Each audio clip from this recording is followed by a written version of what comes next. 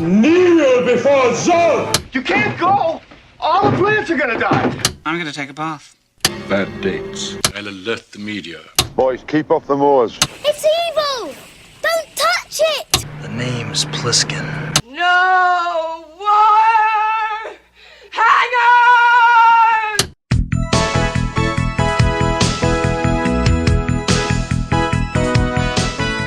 Welcome to Vintage Video, where we're rewatching the 80s so you don't have to. We'll be reviewing every major film release of the 1980s in chronological order, overanalyzing what you've seen and spoiling what you haven't. I'm Patrick O'Reilly. I'm Jesse Bayless. And I'm Richard Wells. And today we're discussing Backroads, released March 13th, 1981. It was written by Gary DeVore, directed by Martin Ritt, and released by Warner Brothers. Gary DeVore based the script on his own 1975 short story. He and producer Ronald Shedlow spent 2 years developing the script before bringing director Martin Ritt on board. Once Sally Field was attached to the project, it was brought to Donald Murch, VP of CBS Theatrical Films, for consideration as one of its first projects. CBS Theatrical Films didn't last, though, closing its doors in 1985 after just 11 titles. The only ones I recognized from the list were Dinner for Five, which later became the title of a Jon Favreau interview series, Better Off Dead, the only title other than Backroads that I've seen, and Eleni, which we discussed earlier this year as the third collaboration of Peter Yates and Steve Tessich after Breaking Away and Eyewitness. I got so confused when I saw the CBS logo come up because They didn't make films until the early 2000s. Well, I was going to say, I was on one of the very first CBS films. Yeah. And I was so confused. I didn't know that it existed before this. Yeah, their second attempt, they resurrected the feature film division in 2010, and that stopped down again in 2019, apparently. CBS Films is also dead. Yeah. But you worked on one of the first two, which was The Backup Plan. Yeah.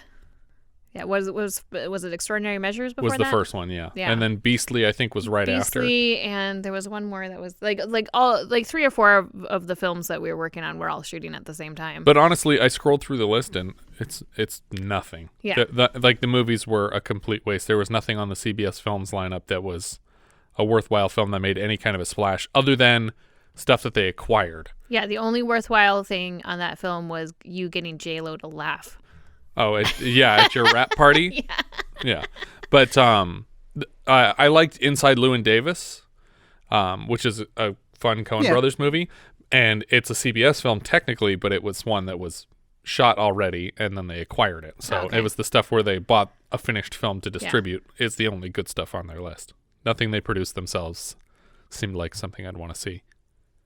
Sally Field and Tommy Lee Jones reportedly disliked each other on set, though Fields mentioned in an interview with Ellen DeGeneres that Jones did apologize for their disagreements years later, and eventually the two would receive supporting actor and actress nominations for their work together in Spielberg's Lincoln, though neither won.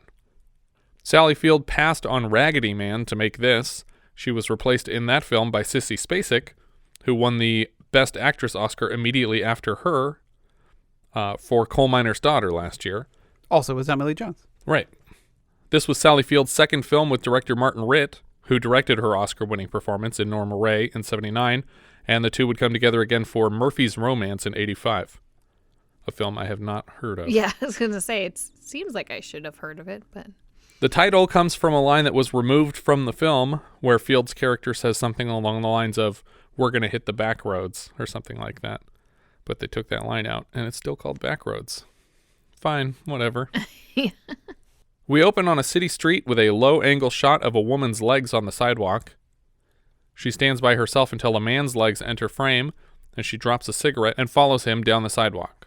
They head directly to a hotel under the title card Backroads. Women lead men in and out of hotel rooms. We follow one of the women home to her personal apartment, where she undresses in her room, and we look at all the photographs of a young child taped up around her vanity.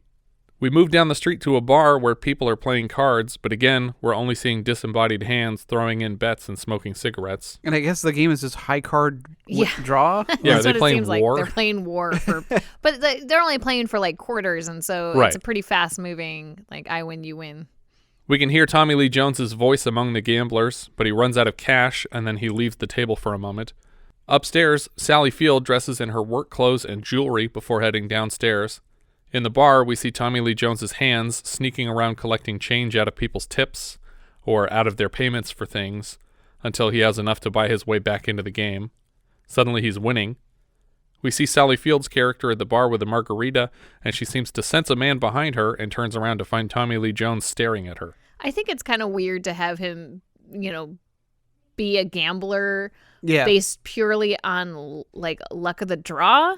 Yeah. Like I don't know. I think people who have gambling habits that are based on chance are very strange. Like I get people who are obsessed with like poker, like something where you develop skill and you feel like you have control an advantage over someone of the game. Yeah. But I don't understand people that get obsessed with games of chance. It doesn't make sense to me because it's pure probability how much you're going to win.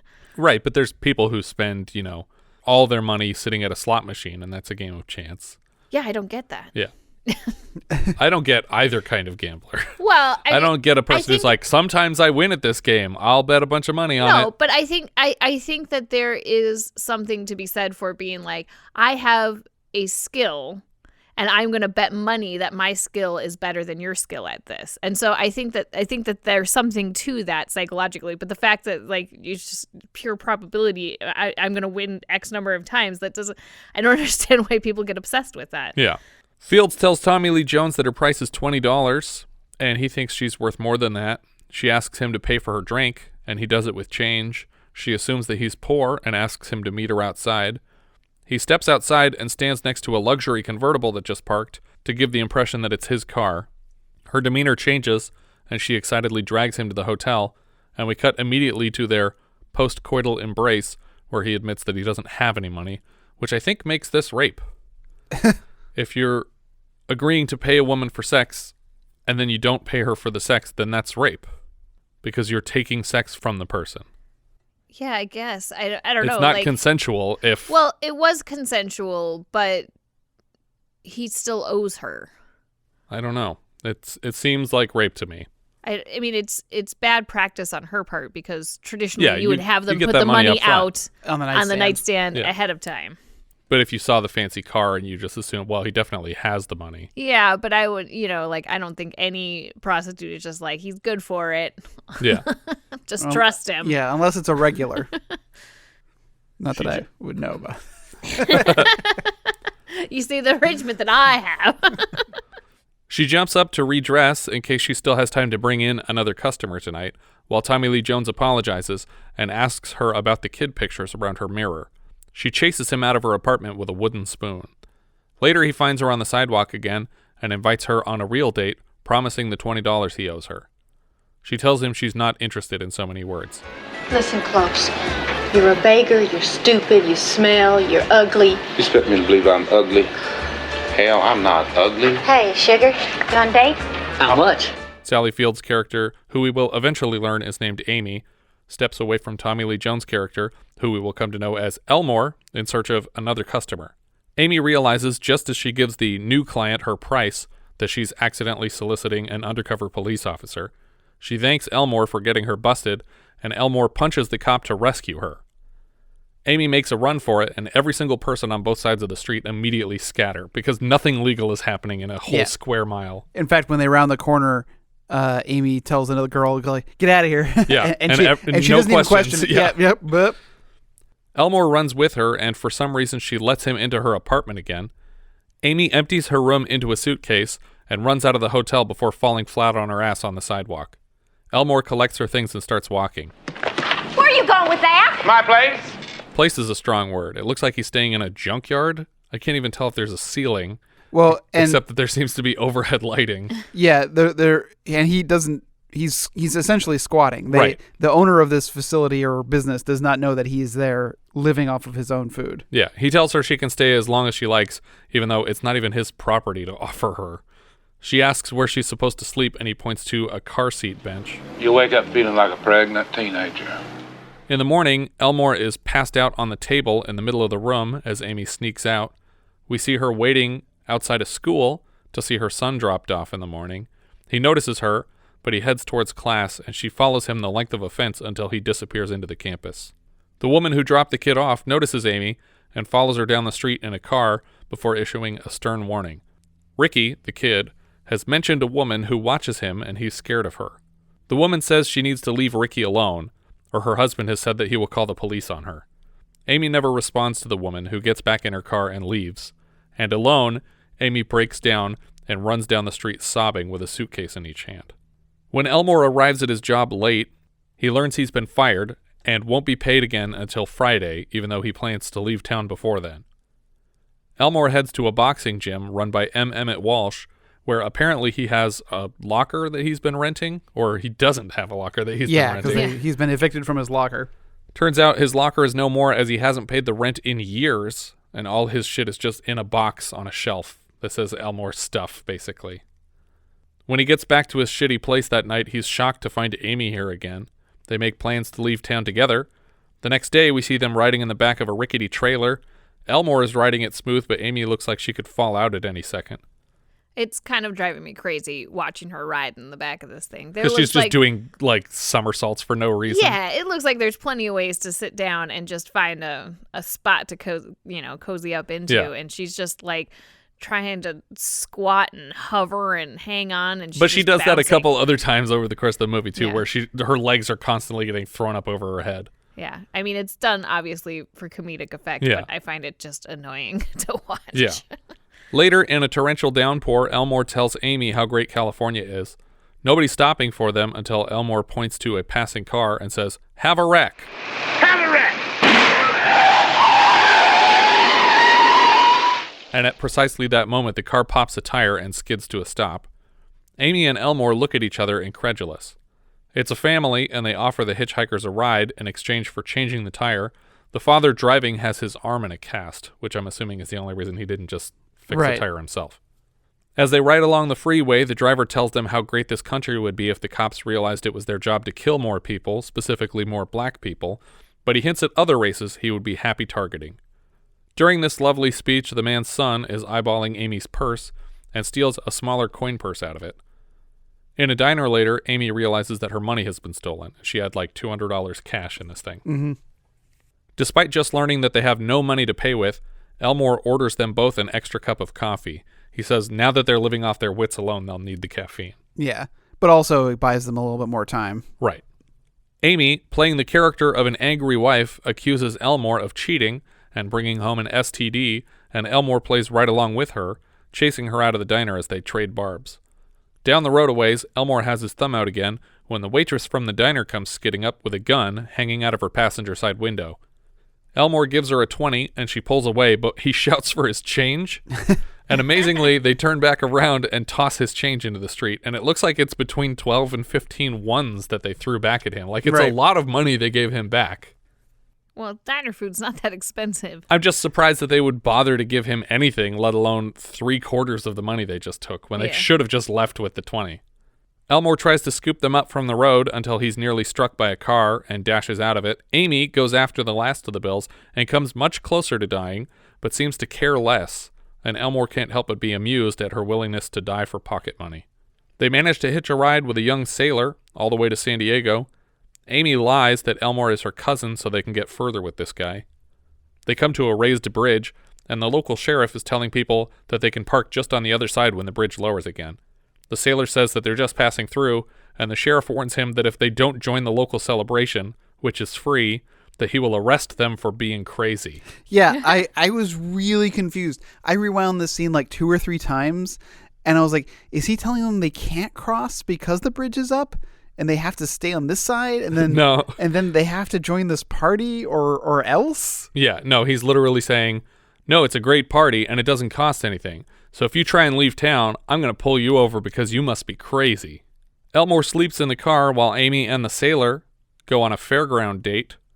Amy's date with one sailor turns into a date with 5 sailors, and they all get wasted together. Eventually, well, not intentionally. Yeah. These guys are a bunch of hooligans that are trying to make their way in on this guy's date. Right, but her date doesn't seem like he's dissuading it enough. Well, yeah, but there's 4 of them and 1 of him, and they're all sailors, and they're probably going to kick his ass if he tries to stop him. Or if he doesn't. Yeah. Eventually, things take a turn, and the sailor giving them a ride gets the shit kicked out of him, while another sailor named Spivey tries to have his way with Amy. Do we remember another time where we had a nautical Spivey on the show? A nautical Spivey. What? That's the closest reference I could get. I'm trying to think of like I don't know. A seafaring Spivey. What is it? Spivey Point. Is that the fog? Yeah. Oh, okay. I was trying to like how can I associate a landmass with the coast? There you go. That works. Amy gives the man a swift kick in the nuts, and Elmore pulls up in the car. The sailor kid is robbed of a fat wad of cash and wants to get it back, but leaves with Elmore and Amy. He tells them he won the money playing pinball. Pinball. Yep. I'm a wizard. What? Boy is a wizard. Elmore is very amused by the correct terminology for a pinball expert. Pinball wizards are the predecessors to modern competitive gamers. Elmore decides to bet money on the kid in a local game, even after admitting to Amy that nobody is as good as they say they are. A crowd forms around the contest at a local arcade, and the kid loses right away. And Elmore says, Elmore says in his line of work, they'd break his face if he lost. What business are you in? I'm a fighter. When was your last fight? I ain't had it yet. Amy tells him that she's going to go get the money back with her body, and this is when he realizes that she's a prostitute, and he starts laying into her while she walks down the street. You know something? Now that I look at you, you look like a goddamn whore. You look like a goddamn fucking whore. Listen, boy. A whore is a 16-year-old with a bad reputation. I am a hustler. The kid won't drop the argument until Elmore wrestles him back toward the car, and the pinball wizard drives off without them. Camped out on the side of the road for the night, Amy confides in Elmore that she put her son up for adoption when she was younger, but she never stopped thinking about him. She bribed a nurse at the hospital where he was born to learn where he ended up, and since then she's sort of stalked the kid. She left town because she was worried that down the line she might have kidnapped her son back. Sooner or later, I'd have done something real dumb and messed him up. I mean, I feel like she already has. Yeah, but if she never saw him again, it would be okay. Because he'd probably forget at this point. Yeah, but that's pretty messed up of her to follow him at school multiple times. It would be worse if she had said something about being his mother on any of those visits. That's true. Elmore tells Amy about a previous marriage. They married the week that they met and broke up when he wouldn't quit boxing for her. He says that his ex-wife lives in Provo, Utah now, and Amy advises him to look her up. In the morning, Amy struggles frantically to wake Elmore in time for them to catch and ride a passing train. They manage to grab onto the side of the train, but an upcoming shack that's close to the tracks is about to scrape them off the side, so Elmore drops Amy and then jumps himself into a deep mud puddle beside the track. This whole sequence was really frightening. Because they're the real actors on the side of a moving train. That train is so close to getting I was like, oh, I don't like this. I don't like this at all. At a bus stop that night, they need $20 fast for a ticket. Amy tries to peddle her wares again, but Elmore snags the customer on their way to a bed and knocks him out cold. I did like that before he punches the guy, he says, What the hell are you doing? Set them goddamn teeth, you're gonna bite your tongue off now. There you go. Then he knocks him out. Like he already felt guilty about hurting the guy and gave him a tip to not make it worse. On the bus, Amy gives Elmore a manicure, something she intends to do for work in California. Elmore tries to tell her that people don't change fundamentally, and she moves a few seats away from him. They make most of the way to California and then part ways for a bit in a desert town. Elmore sells blood. Amy tries to find work doing nails, but doesn't have much luck. Although, to be fair, her method of application is just to stare directly at a customer getting a manicure through the front window, not even in the store, and repeatedly tapping on the window with her nails like, look, I also have fingernails. Give me your fingernails. No. She never even goes inside the place, and the manicurist tries to hide from her creepy gaze. Amy quickly realizes that she is dressed just like all the other prostitutes in this town. She finds a corner and leans against the wall until a woman who seems to be the boss of the other girls notices her and gives her a nasty look. It's called a madam. I was just going to say that. Yeah. Well, it's not 100% obvious yet that she is the madam of this neighborhood. I think it was fairly obvious. It could have just been like, oh, great, another prostitute. They're ruining my neighborhood. Later, it becomes perfectly clear. It seems like she'll have to fight for this corner, though. Elmore tries to find work entering fights. We see Amy crying in a hotel lobby as she writes a letter. Elmore meets with the guy in charge of the local fights, Mr. Tazio, who reluctantly makes a deal with him. If Elmore can get the guy across the bar to agree to a fight, Tazio will write him a check right now. Elmore tosses a pitcher of water in the other guy's face. And it's like, there, he agreed to a fight because he's chasing me out right now. The woman who shot Amy the nasty look earlier confronts her directly and says, if you want to work, I'm easy to find. At the end of the night, Amy and Elmore wind up at the same diner.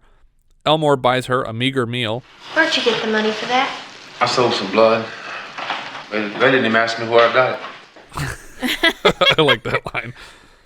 After quote-unquote dinner, they head back to Elmore's room together.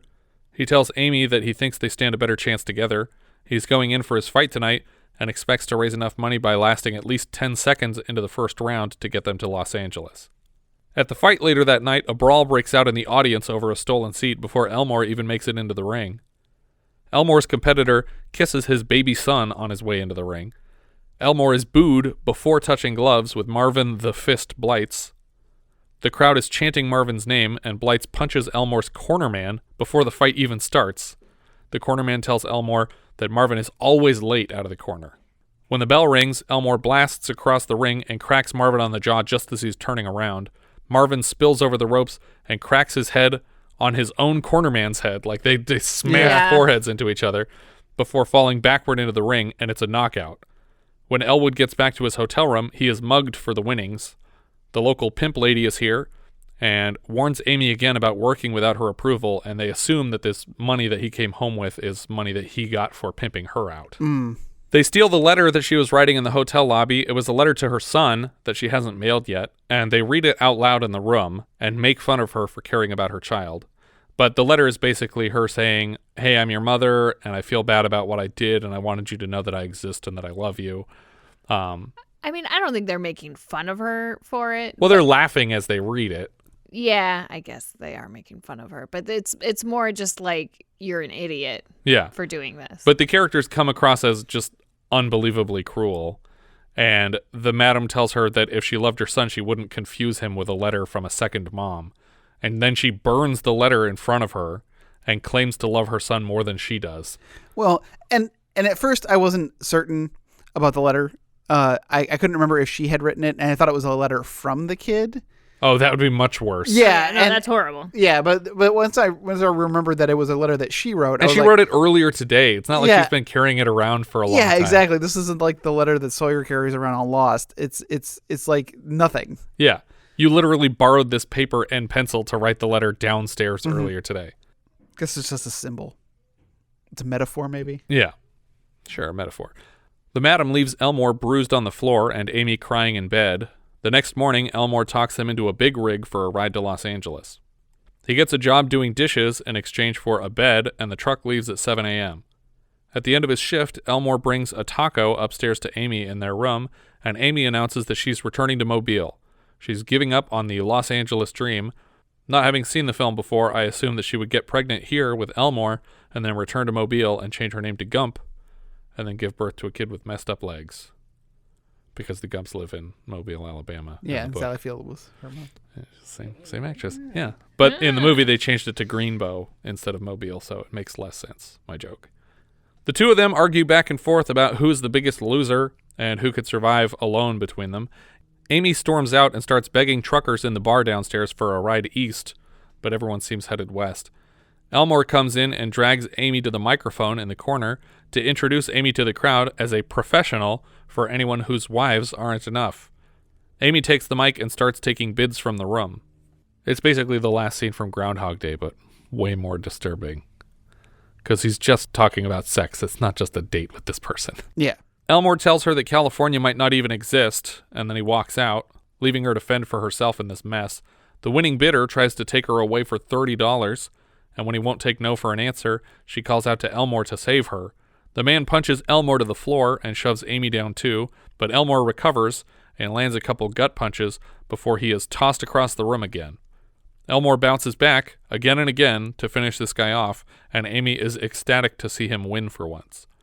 Elmore asks the band for a dance song and then walks Amy to the dance floor. The next morning at 7 a.m., they very nearly miss their ride to Los Angeles.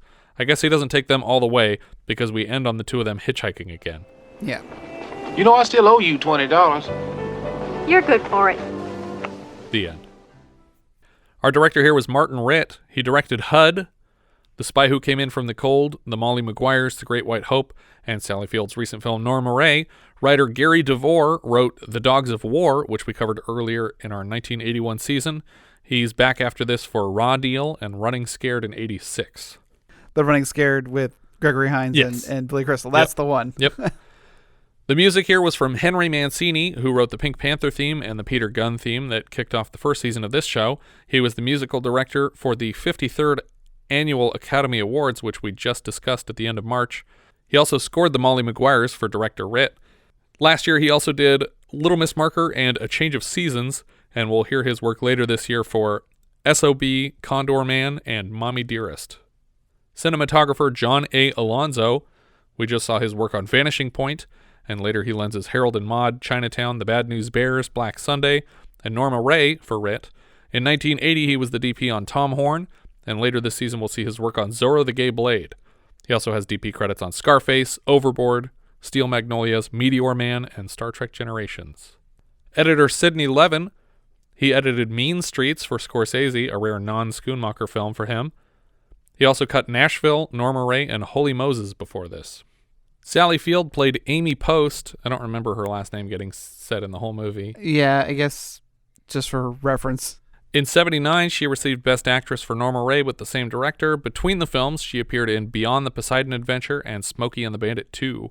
We'll see her next in Absence of Malice later this season, and they shot so close together that she basically flew directly from the set of this to the set of that. Yeah. Great film. Tommy Lee Jones was Elmore Pratt. So far, we've only had him in Coal Miner's Daughter, and after this, we won't see him again until Savage Islands in 1983. He's in Men in Black, The Fugitive, No Country for Old Men. You know Mr. Jones. David Keith played Mason. He is not Keith David. We had him last year in Brubaker, and later he'll play Jack Murdoch, the father of Ben Affleck's Matt Murdock in Daredevil 2003. Miriam Colon played Angel. I think that's the Madam. In 1983, she plays Mama Montana, the mother of the titular Scarface. She also appears in the first couple episodes of Better Call Saul as the grandmother of Tuco Salamanca. Michael V. Gazzo played Tazio. He's better known as Frank Pentagelli from Godfather 2, for which he was nominated for Best Supporting Actor. Unfortunately, again, De Niro was in the same film and won his Oscar. Last year, he was the police chief in Alligator, and I will cover his work in the 1980 title Hoodlums with a belated minisode later this season. Dan Shor played Spivey, the rapey sailor. Weird cartoon. Spivey the rapey sailor. He plays Billy the Kid in Bill and Ted's Excellent Adventure. That's right. Do you recall the other two historical figures that we've had so far from Excellent Adventure? So great. Nope. I don't know. No Socrates yet. Do we have Beethoven? No, Beethoven, we had Lincoln, right? We had Lincoln. Do you remember what they were in? I do not. Lincoln was in Private Eyes, and Beethoven was in Fort Apache, the Bronx. Billy the Kid here is also Ram in Tron, and we'll have him later in 81 for Strange Behavior. This is our 5th episode for Mr. M. Emmet Walsh after Cold Turkey in the 70s and Brubaker Raised the Titanic and Ordinary People for 1980. Barbara Babcock played Rickey's mom. We just covered her work in a belated review of The Black Marble, wherein she plays the lady whose dog is being ransomed. Ralph Seymour played Gosler. He was Zig in Underground Aces, one of the unnecessary aces, we decided. There were so many. He's Francis's accomplice in Pee-wee's Big Adventure. Royce D. Applegate played the father. He has a writing credit last year on Loose Shoes. He was also in Alligator last year. And he was Chief Crocker on Sequest. That's right. Crocker. He's also in a lot of Coen Brothers stuff. Yeah. He just appears in a lot of stuff. I just remember when we talked about Loose Shoes that you went off on his Sequest appearance. Oh, yeah. Sequest is the best. Billy Jayne played the boy thief. He played Brett Camber in Cujo. Eric Laneuville played the pinball wizard. He was Purvis in Baltimore Bullet. He was a TV director from as far back as a bunch of St. Elsewhere, Doogie Howser, Gilmore Girls, Lost, Psych, CSI New York, and then more recently Lethal Weapon and Chicago Fire. Was Lethal Weapon a TV show? It was for a while. Yeah. Oh. With Damon Wayans Jr. and then the guy who played Riggs got fired off of the show. And they replaced him with, I think, Sean William Scott or something like that. That sounds terrible. I don't know. Brian Frischman played Blights, the boxer that Tommy Lee Jones goes up against. He was Barf from the Blue Team in Midnight Madness last year. He's also back for Disney's Amy a few episodes from now. Henry Slate played Grover. He was in Little Miss Marker and Herbie Goes Bananas last year. Tony Gagnos played Bartini. He was Baker in Die Hard 2 and Meat in Porky's. His character was Bartini? That's what it says on IMDb, Bartini. Oh, not bartender? He's He was a very small bartender. Very small, yeah. No, that doesn't make sense because Meat in Porky's is a huge guy, isn't he? I have not seen Porky's in many, many years. He used to play on Comedy Central all the time. Bob Hanna played Vernon, and we had him last year in Coal Miner's Daughter and Carney. Those are all the credits I had for this one. This is a sad follow-up to Norma Ray for this director and this actress. Yeah. Because there's really not anything to the story. I think the problems they had on set come through in the performances because they don't have any sort of chemistry with each other. There's really nothing to this film. I was getting very emotionally frustrated with this film because they kept just having like worse and worse and worse and worse things happening to them. But then like they fall into a mud puddle, and then the next scene they're wearing clean clothes. I was like, wait, what? What happened? How did this happen? Their fights are all totally arbitrary too. Yeah. Like what they are on the bus, and he's literally saying like, I don't know if people really change that much. And she's like, I'm gonna sit over here. And then when they get to the next town, they literally part ways. Like that was them breaking up. Yeah. And it's like, what happened? That fight didn't get brutal enough for you guys to stop talking to each other. And then at the end of the movie, they're like, all right, we got one more night, and then we're gonna get to where we're going. And she's like, I'm not gonna do it anymore. It's like out of nowhere. There's no impetus for this. There's no catalyst for anything. And the whole argument of like neither of them can survive on their own. It's like, well, that's what they were doing before they met. Yeah. Yeah. Like are you two infants? Yeah. Because it seems like you're both adults. You're not young people. And I thought for sure after this madam robbed them that they were gonna do some kind of scheme or do something to get that money back. Right. And I was like, just give me a win. I needed a win. Yeah, this is the second time in a week that you've lost a massive wad of cash to just someone taking it away for no reason. Yeah. They're not being cautious at all with their money. And then I guess the win of the movie is him winning that fight. Because he has this argument about, he says, you don't know the difference between winning a fight, losing a fight, or taking a dive. Yeah. And he says that he'll do all three. And he's that whole argument comes right on the heels of him having won this fight and won a bunch of money. And she's just saying, well, you're a big loser and you lose all your fights and you never win. And it's like, I literally just won a bunch of money. And it's like, I don't know why you weren't there. It doesn't make sense to the plot that you weren't there because you should have been there. But because you weren't there, then that means that you didn't see me win, so we can have this argument here. But if you had been there, it would be silly of you to pretend I never win my fights. Well, and I feel like in these kinds of movies, we're supposed to have them be a complement to each other. And right. I just don't see how they complete each other. They have the same problems. Yeah. Occasionally, they're on the same page, and those are the most enjoyable parts of the film.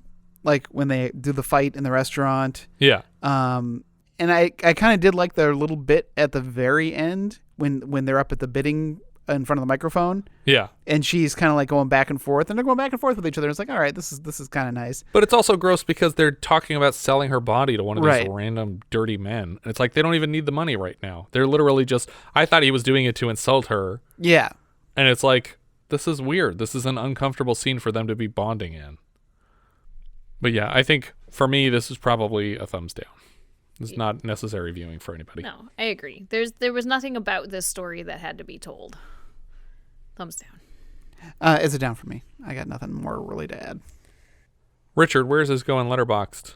I have this going at number 20, which puts it below All Night Long and above Earthbound.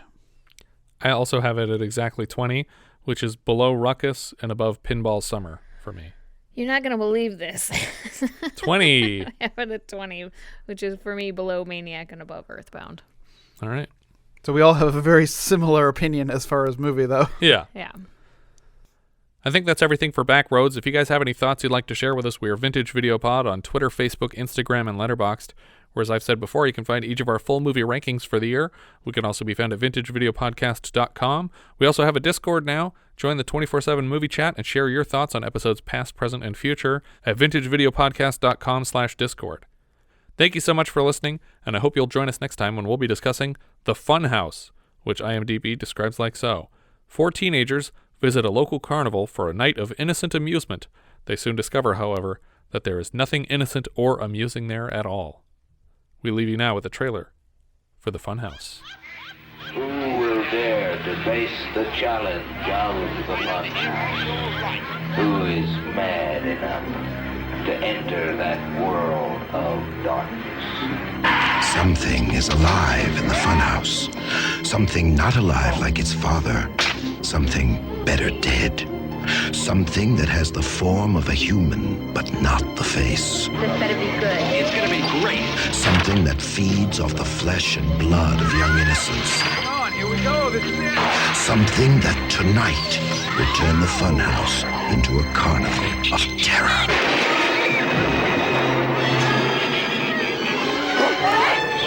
I don't know what that thing is. We're gonna find you. I just want to get the hell out of here.